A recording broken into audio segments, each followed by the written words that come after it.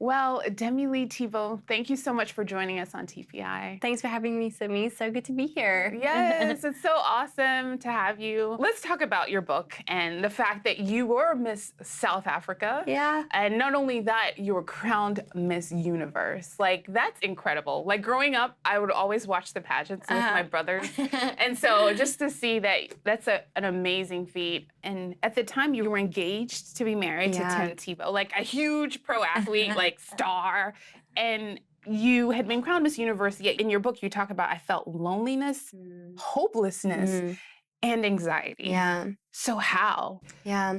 My book is divided into four main sections: Yeah. dig, plant, grow, and flourish. I wish I could tell you it's because I have a green thumb. It's not the case. I have planters that have to water themselves at home. Okay. But I love that practical, just that visual that Yeah. dig, plant, grow, flourish gives. And my hope is for every reader to be able to go and make this book applicable to their own lives. And that's why I have those sections. Yeah.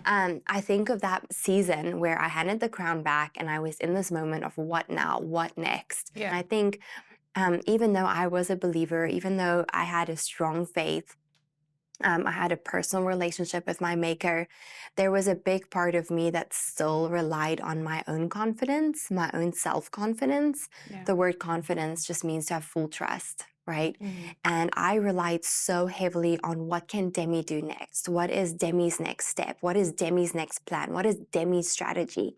And Proverbs 16 verse 9 tells us that in their hearts humans plan their course, but the Lord establishes their steps. And man, I'm so thankful for that time in my life where my plans got completely derailed, because the Lord always has better plans. And I got to go and replace that self-confidence for something that will last forever, something that never breaks its promises, and that is God confidence. Mhm. Because when we take that pressure off of ourselves and rely on God confidence, that is when we get to have full trust in who He is, who He's always promised to be, and who He's always showed up to be for That's us. good to hear a Miss Universe say that her confidence was in God. And that's, I know a lot of people watching it, both guys and girls will know that, like, that's so important to know. Mhm. You've experienced the highs of highs, but you've also walked through a lot of lows and a lot of trials. Even through your crowning as Miss South Africa, you Mhm. were carjacked. And that Mhm. whole experience, I was like reading it, like Mhm. scared for you at that point. Yeah.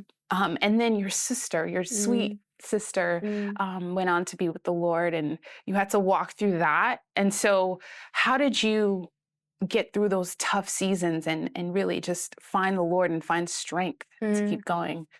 It's hard, Simi. You know, you go through unexpected seasons in your life that you weren't prepared for. The carjack was definitely one of them. The trauma that comes with that. Yeah. I actually write a whole chapter in my book just about that incident and what it taught me. I also have a whole chapter about my sister's life where I discuss her life's purpose Yeah. in depth. And you know, I think those two things there were can resonate with a lot of trial, with a lot of pain, Yeah.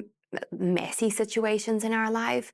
But I think the biggest thing that my sister's life, that traumatic experience has taught me is that if we are willing to say, Lord, I give this to you, and please use this for your glory. He can turn that mess into a message. He can turn that trial into a triumph, and He can turn that pain into purpose for Yeah. His glory Yeah. as long as we are willing. Yeah. That's good. Like, reading it, honestly, I was tearing up because I was like, your sister ended up introducing you She was our to your matchmaker.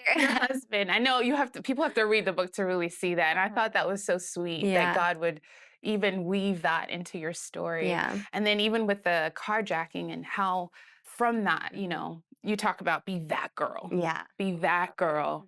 And I'm like, oh yeah, I want to be that girl. Yeah. Because reading your experience, thinking about people, you were asking for help. Mhm. You were running in heels, 6-inch Mhm. heels, 6 inch right? high heels. Oh, yeah. And nobody would help you except this one girl who was 19 in an old beat up car Yeah. opened the door. And so, people can read the book, but talk about how through that experience you started your Unbreakable Mhm. campaign and what you're doing now for Yeah. girls all over the world. that young woman that eventually stopped to help me, I knocked on so many car windows and people like shoved me away. People rolled up their car window. They said, get away from me, get away from me. They could hear what I was saying, please help me, please help me. I just got carjacked. And it took this 19-year-old woman to stop and just say, here I am, like, I can just use what I've got with where I am. And her story reminds me so much of Ruth's story in the Bible, where she just used what she had and she was obedient in that. And the ripple effect of goodness that came from both Ruth's story in the Bible to also this young woman, I see so many similarities where she was just willing to use what she had with where she was at. And that's something I think that we can all learn from. We can all use what we have right here where we are planted to make an impact, to make a difference. And that young woman she was just helping one girl. She had no idea that I just won Miss South Africa. She had no idea that I would become Miss Universe. And like, her simple act of obedience, of showing up for someone in need, which was me in that moment, has had such a tremendous ripple effect of goodness that has stemmed from it. Today, I sit here and I am so honored to say that I'm a very proud advocate for survivors and victims of human trafficking and child exploitation all around the world, that I get to serve on various boards here in the US and internationally and fight for people in their deepest, darkest hour of need. And it's one of the greatest honors of my life to get to do that alongside my husband. That's beautiful. Now, my final question to the girl that's watching, young or old, how can they find a crown that lasts, beyond what they're doing, beyond who they are? What would you say to that person? Yeah, A Crown That Lasts, a title was also inspired by 1 Corinthians 9:25, where Paul writes to the church of Corinth and says, as believers, let's not go and chase perishable crowns. Let's go and chase crowns that will last for all eternity. And we know that there's two things that will last for all eternity. That's God's word and it's his people. And, the way that we get to have impact that will last for all eternity is by not just focusing on our own prizes, accolades that will stay right here on this earth that we will never get to take with us, but we get to have and accumulate crowns that will last for all eternity by the way that we spread God's word and by the way that we love his people.